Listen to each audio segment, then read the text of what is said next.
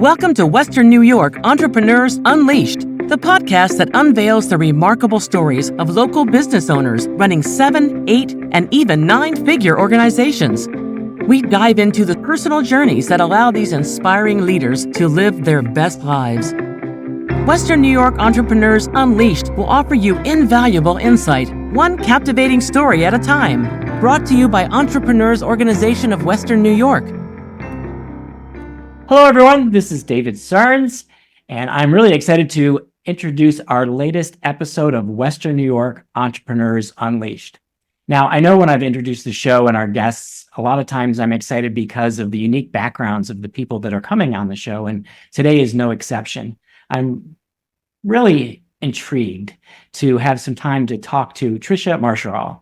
So Tricia, in addition to being a member of Entrepreneurs Organization of Western New York, when I first met her, when I got involved with EO, she was our chapter administrator. So we're going to talk a little bit about that. We're going to talk about her background, and we're going to talk about where things are going for Tricia. So Tricia, welcome to the podcast. Thanks for having me. I'm excited to chat with you. So I actually want to jump into that comment I made right away. When I joined EO, you were helping run this organization, and now you're a member of this organization. So just tell us a little bit about you and that journey. Yeah, so when I first met you, I served in the chapter admin role for about 5 years. And at the time, I was both going back to school for my MBA full-time. I was working full-time, had started my business on the side.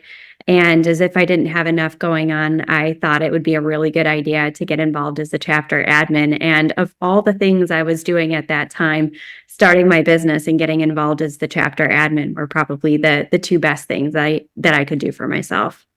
That's amazing. I'm getting to understand a little bit more about how you're able to juggle everything in your life. All right, so let's talk about that. You went back to school for an MBA and you were launching a business while working full-time. What made you want to become an entrepreneur? I have always wanted to work for myself. When I was a little girl, my dad has always been in business for himself, and my mom, though didn't own her own company, was the second person, really the right-hand person for a multi-generational family business. And so I had always, just in my household, we talked about the highs and lows and ups and downs and all the things that go into owning your own business. And that was never conversations that my parents shied away from. And I feel like a lot of entrepreneurs have that story of what the first time they saw that entrepreneurial spark in themselves. And for me, when I was growing up, white sneakers were what was in fashion. And I always went to school because I had the whitest shoes. My dad always cleaned them because he is a neat freak. And kids were always asking me, how do you keep your sneakers so white? And I came home one day, I was like, Dad, how do you keep my sneakers so white? And he brought out this little bottle of shoe cleaner. And so I started peddling shoe cleaner to the kids that were asking me about it in school. I'd go to my locker, I'd pull it out, and I'd start selling the bottles of shoe cleaner. And in hindsight, I realized that I was making a killing with it because I was taking the bottles from my dad. He'd go buy a case and then he'd never charge me for the actual shoe cleaner. So I was all profit, but really the journey started from there. I knew I wanted to always do something for myself. I just wasn't quite sure what it was going to be. Let's talk a little about this. So your company, Marsherall Partners, how did you make the decision to get in there to what you're doing for the audience? Tell everybody a little bit about what your organization does. Yeah, I wish I could say it was some sort of really intentional journey, but I found a need and I filled it. In its simplest terms, I found a need in the industry and I ended up finding a way to solve the problem. And I started my career in the nonprofit sector, working with nonprofits. I managed everything from day-to-day fundraising to events to donor database management. And during one of my positions, I realized there was this need for someone who understood how to take donor data and the donor database management tool, the CRM, and make strategic decisions based on that data to help inform fundraising strategies to move the missions forward. And so my company was born. And today we serve organizations across the country. We have clients in, I think, 26 states at this point, and they range from 100% volunteer run all the way up to large health systems that span multiple states and everything in between. And we support their donor database management. We do database conversions, data analytics, as well as outsourced database processing. And for our local clients here in Rochester, outsourced events management from the database perspective, fundraising event management. Wow. So I want to get a little bit into that, the launch story, because you were working full-time doing this on the side. Just tell us a little bit about how you managed to balance it, and when did you get to the point where you knew you could jump in with both feet and make this your full-time endeavor? Yeah, there were a number of factors at play. I feel like in many entrepreneurs' stories and journeys, there's a number of factors at play, and there's no perfect time, but the stars aligned for me. So I was building the company full time, and as we've talked about, I was the chapter admin for EO, and I just kept hearing these stories and the risks that people chose to take and strike out on their own, and realized that I think I have something here when I had somebody approach me, a colleague, and said, "Hey, I'm taking this full-time job," but she was consulting at the time, and she had a couple of contracts, and she said, "I think you'd be a really good fit. Would you be willing to take these on?" And so I said yes.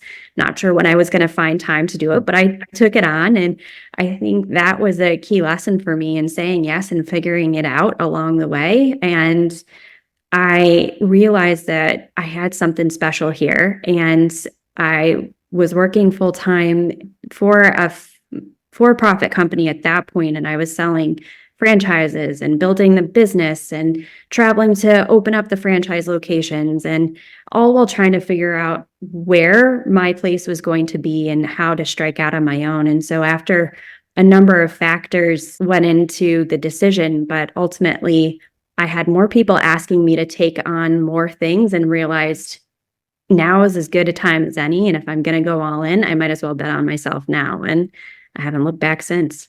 That's fantastic. So is your business exclusively focused on serving the nonprofit world? That's correct. Yep. What are some of the challenges in trying to win business and serve those customers? Because I've only been a little bit of involvement myself with nonprofits, but I know they can be hard to work with because you have a lot of people very often who are helping out, but are doing other things. So I've always had the mentality that I was going to bring business best practices to the nonprofit sector, because they're collecting and getting data and information just as a for-profit company would on their customers. And so their customers are often their donors and those who need and seek out their services. And so nonprofits definitely fill a gap in the overall economy, as well as what services are covered. And I realized that when you can provide those extra hands, and where my team shines, we are consultants, but we are not the consultants that come in and say, okay, here's the audit that we did, and now go and run with it. Where we really shine is partnering and being an extension of their team, and we can provide the extra hands to help get the work done, so that the folks that we're working with can focus more on fundraising for the mission versus trying to handle gift entry and some of the more administrative tasks that, quite frankly, a lot of people don't get excited about. It's what lights me up. It's what started my business model, but not everybody feels that way about data. That's fantastic. And listening to you reminded me of two different stories from my own past. One, how do you identify that you really have a business that can work? Back in 1993, a million years ago, I happened to hear a speaker by the name of Jim Cecil, and he talked about this concept called nurture marketing. And to make a long story short, we decided to implement the nurture marketing in my parents' business. And there were a bunch of other companies that heard the same guy speak, and they all planned on implementing because the process, because they liked it so much. But about 6 months later, I found out that of the 14 companies there, only 2 were doing it. And I was actually helping both companies do it. And that was, to me, was the light bulb went off. Said, wait a minute, you have an idea people love, but they won't do for themselves. Okay, there's a business idea. And something else you just said that I really liked is, we're not just consultants who give you a bunch of ideas. We step in and partner and do the work. And When we started our company, my second ever client, he said to me, he said, David, I'm a consultant in the staffing industry that you serve. And he said, I go into these companies and I ask them to show me what they're doing for marketing. And invariably, they walk me into a supply room and they show me a box covered in dust filled with sales collateral.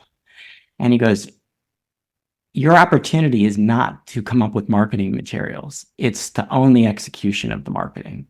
If you do it for them, they'll succeed because what you're preaching works.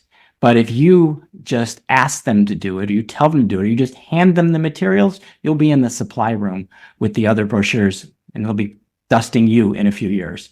Like I thought that was the greatest advice. And I love that you're doing the same thing. I think for a lot of entrepreneurs is finding that problem that can be filled is step one. And then finding the role that you should play to best serve your clients is step two. And I saw on your LinkedIn profile, I really like the statement. I'm going to read it. That you believe in the profound impact and change small businesses, nonprofits can make on the communities they serve. And that your goal is to help organizations maximize their resources so they can focus on their business and their mission. So let's come back to your business. How are you mentioned studying data, you mentioned doing the work, but how are you helping companies to maximize their resources? So we've, in a number of ways, started to outsource a lot of that functionality for the nonprofits that we work with. So in the nonprofit sector, there's a lot of turnover, particularly in the fundraising sector of the nonprofit industry. And that turnover oftentimes also, beyond just the human capital, it's also the content that is in the major gift officer's head of the donors and the relationships that they've built, or the next step in the donor relationship, or information that never made it into the database. And so where we shine is solving that problem. We take on the information, donor content management, those interactions, making sure that we're understanding how a donor and why a donor is engaging with an organization, how frequently. We manage the data around that. And so I'm sure you've received solicitations from various nonprofits. And when you're receiving those solicitations, hopefully they're targeted towards you, but it's the data. And when that data is not clean, then nonprofits can't raise as much money as they potentially could. And so we're solving and we're outsourcing that. So if there's turnover on my team, I have multiple people who are cross-trained. If someone's out on vacation, if for whatever reason there's somebody that's going to be out, the role doesn't stop just because somebody's out. And so now what the nonprofit client would have paid in a staff salary or could have potentially lost if somebody moves on to a different position, now they're reducing their overhead costs because I'm absorbing that, I'm taking it on, I'm paying the benefits to the employees and the salaries for my team members. And we're almost serving as a fractional employee for the organizations that we work with. Very cool. Very cool. So I'm just visualizing or attempting to visualize what it was like to go in and introduce your services to nonprofits, because you're taking on a function that they hadn't outsourced before. So you're introducing a new concept, a very conceptual sale. What were some of the biggest challenges in launching and growing your business? Oh gosh, the challenges. There are so many to name. I was a pretty young company, still am a young company, but particularly when COVID hit. And so when I first started my business, I was primarily on site. My clients were in Rochester, New York, and I'd go spend a portion of my day, and then I'd drive to the next client and I'd go spend a portion of my day there. Or for my fundraising events, they were all in-person fundraisers with anywhere from 200 to 800 guests in attendance. And then when the world shut down, that was no longer happening. And so I had to figure out, if I'm not going to be able to be on site with nonprofit organizations and I'm not having fundraising events, what do I do? And it was in that period of time, actually, that I experienced explosive growth in my business and more than doubled my revenue and qualified for EO that the following year, because I realized there was this big wide world, and now I could do all of the database services, but remotely. And I didn't need to rely exclusively on the geographic location that I could easily travel to. I could now completely shift my business model. And so it opened up this opportunity for expanding my services, expanding what I was doing, and again, filling a need. So I started doing virtual fundraising events because a lot of our clients switched to that. I started doing coordinating telethons. I started really outsourcing those database functions because a lot of organizations had to lay off employees and they could outsource the functionality to me. And I kept my contract terms reasonable. So if they got into financial trouble, they could cancel it. And a lot of those relationships are still my clients today. Oh, that's fantastic. And you're sharing so many really valuable lessons. And COVID, I think, taught us all a lot of lessons. For some companies, it was explosive growth. And wow, I wish we had this every year. And a lot of companies, it was how will I stay in business, or many did not. What I liked about you is you were in an industry that was dependent on face-to-face, in-person, both service delivery and also all the fundraising events. And you were able to see opportunity in that. And I think for anybody listening to the show, if you're an entrepreneur, that often the best times to grow are when things look the worst, because it forces you to think more innovatively than when things are going well. And you're just, okay, I'm just incrementally doing the same thing over and over again. And that may be working really well, but I don't tend to make those big leaps when I'm busy because things are going well. I make those big leaps when I'm facing adversity. Yeah. And don't get me wrong. It was hard. It was scary. It was a grind. I was working 18-hour days, 7 days a week without any relief and without any certainty that it was going to work out. But in hindsight, it has worked out and it is okay. And I think there's absolutely lessons to be learned in that experience. And well, clearly it has worked out, because I believe you were recently named the 7th fastest growing privately held minority women-owned business in the greater Rochester area, and one of the top 50 in the Finger Lakes. So tell us what you attribute that kind of success, because not only are you doing well, but you're a high growth company, which is a whole different level of challenge. yeah, thank you. We focus really hard on the relationships. And for me, it's both the teams that I work with, it's the clients that I work with, and the partnerships that we form for referral sources, for other consultants in the industry. It's doing good work, following through on what we say we're going to do, and owning when we mess up, because we're all human. We're going to make mistakes, but it's being honest about what's happened. It's figuring out how we're going to solve it and making sure that we take ownership for both what we're doing well and where we can potentially improve. And I think when you do good work and you align yourself with good people, then growth will happen organically. No, that's fantastic. Western New York Entrepreneurs Unleashed is brought to you by Entrepreneurs Organization of Western New York. EO is a global peer-to-peer network of entrepreneurs with more than 18,000 worldwide members. Locally, our 52 members employ more than 1,800 people, and we have a median revenue of $2 million. EO was founded to help move the world forward by unlocking the full potential of entrepreneurs. And our goal is to enable transformational growth in the lives of our members. If you're an entrepreneur with a business generating at least $1 million in annual revenue, come see what EO is all about. Visit us online at eo-wny.com. So I want to come back to talking about EO a little bit. What made you want to go and join this organization once you hit that magic $1 million mark?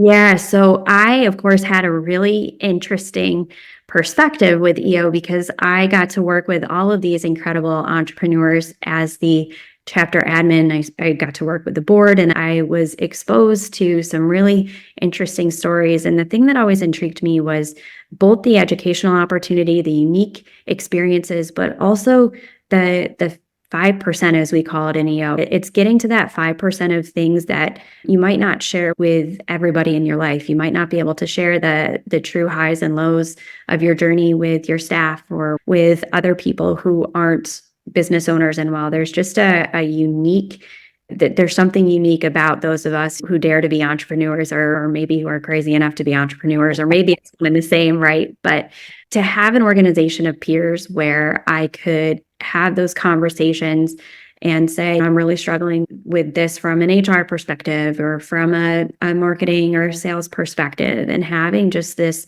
group, both locally, but this international network of entrepreneurs and like-minded folks that are making an impact in their communities and in their industries. It's something really inspiring and something that I wanted to be a part of. Oh, that's great. So you mentioned getting to see lots of other EO members, and I'm gonna peek under the hood. Nothing, we won't divulge anything forum confidential here. But you've seen, I'm sure, a number of different CEOs, owners who were in EO for different reasons. And from your perspective, why did people join this organization? I know when I joined, you're thinking about it, so it's a business organization. I'm just joining to try to make my business grow faster, be more profitable. But then I learned a lot more. What did you see as the reasons people joined EO?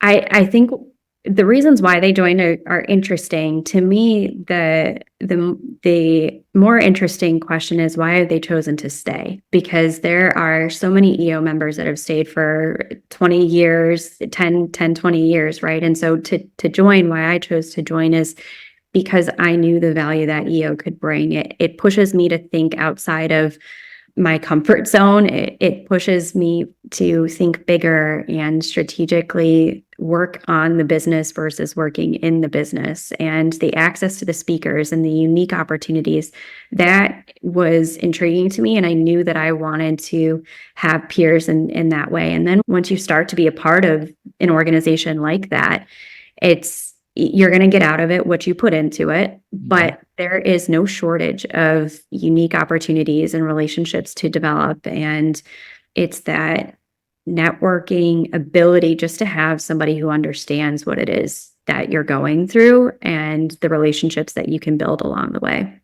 That's fantastic. So speaking of some of the benefits of EO, I just learned at the beginning of this call that we're both going to an EO affiliated program in 2 weeks. Yeah. Called the Entrepreneurs Master Program. So Tricia, tell everybody a little bit about what that is and what made you volunteer yourself for this 3-year journey.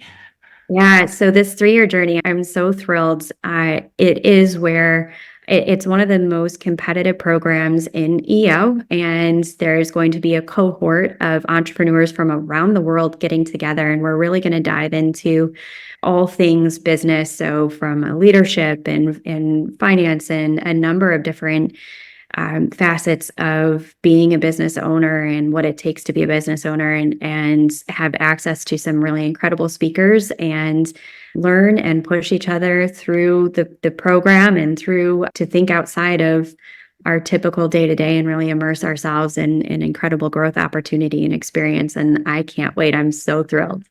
I feel similarly about it. I've known other chapter members who have done this, and many have said this is the best thing they've done in EO. And I got an opportunity through my co-CEO who has been through it to see some of the presentations. And I'm a little nervous because it's several days of 12 hours of class, which even when I was cramming for exams in college, I didn't do. So that's going to be a challenge. But the caliber of people, you said it's the most competitive program. So we're going to have a cohort of 60 plus people from all over the world teaching us what they know about their businesses. And where else can you get an opportunity like that? Unless you're going back to college in an executive MBA program, there's nowhere else. Yeah, even still, this is just it is an elite group of entrepreneurs and instructors. And I can't wait for it. And I'm sure we say 12-hour days, but I have a feeling it's going to fly by. Yeah, I do as well. And I mentioned being a 3-year journey. So for anybody listening, no, we're not going to class for 3 years. We go for 1 week a year over 3 years, and you do level 1 and you spend a year implementing, and then 2 and then 3. And you're working with your cohort as accountability partners to help ensure your success and really take your business to a new level, or maybe even outside your business. And for me personally, I'm a little bit older and wondering what will be next. And I'm hoping that EMP will help me frame opportunities for myself and where I want to go and how I want to become a better leader. All right. Now, before we wrap up, we had a chance to meet in person not too long ago, which was super cool. Not just because we got to have a nice time chatting, but I got to meet this lovely young lady named Addie who joined us for breakfast. And I think she sat the whole way through. She wasn't very good company. but being a business owner and a mom to a very little one is no easy task. How do you run a fast growing company while balancing everything else in your life? Yeah, I have a beautiful daughter, beautiful 9-month-old Adeline. We call her Addie for short. And I had her last July.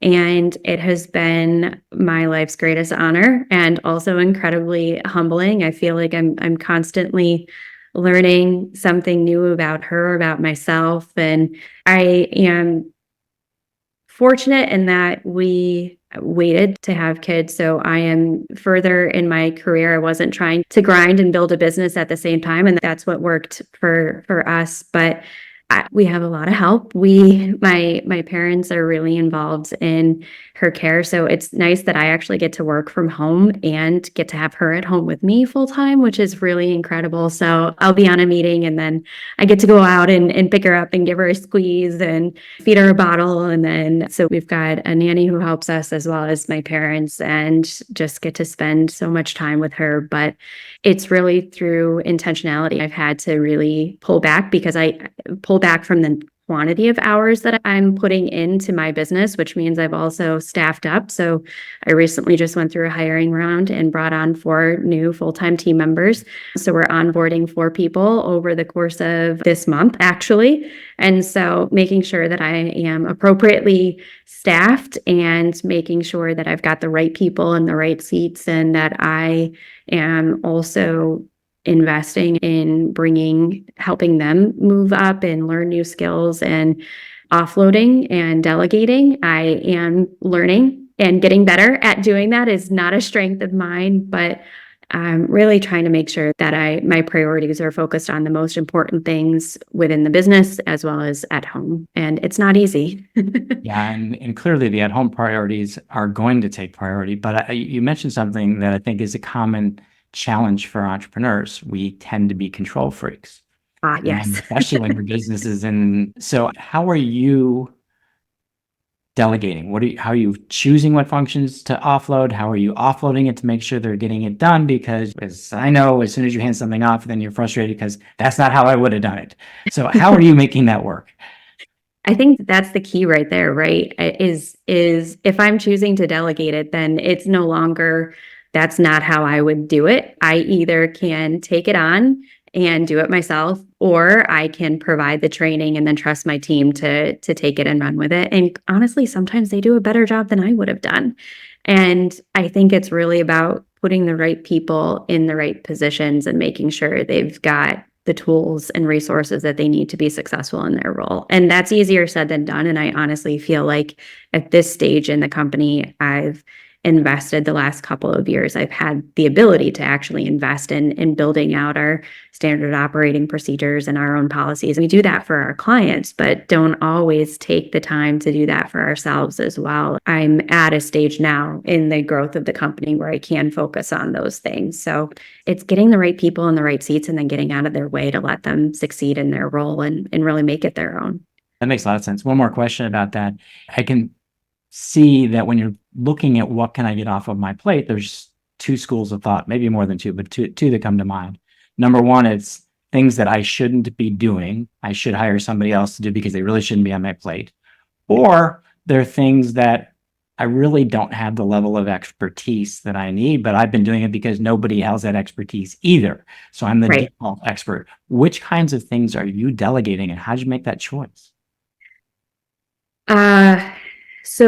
Yes, I realized that the only way that I can grow is either by somehow creating more than 24 hours in the day or finding people to fill those roles. So I've recently hired 2 new consultants. And so I can't be the most senior consultant and the go-to person each time. As I'm onboarding new clients, making sure that I won't delegate the sales piece of it or the onboarding piece of it at this time. I love that piece of it and I'm good at that piece of it.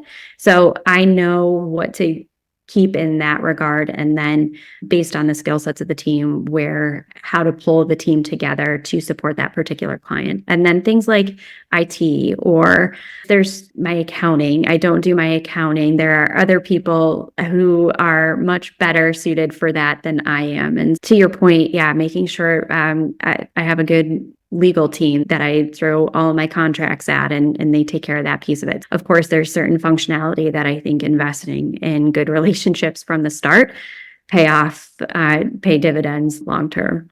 Oh, that's great. There's a meme that was coming to mind as you were talking, and it basically was saying, if you think a professional is expensive, wait till you see how much an amateur costs. And I think it's really true, because as entrepreneurs that we control things, and sometimes we're doing things we're not really that good at, either because we don't know the right professional or we're afraid of what it's going to cost because we're bootstrapping and we're trying to get the most out of every single nickel. But it took me a lot of years to get to the point where I could say it's worth it to hire the right person with the right skills, and that investment will absolutely pay off. So that was a hard lesson personally, and I'm glad you got it much sooner than I did. Well, they're hard learned sometimes. Looking forward, what's the future look like for Tricia and Marsherall Partners? Yeah, I think like you, I am hoping to have EMP help me craft that vision.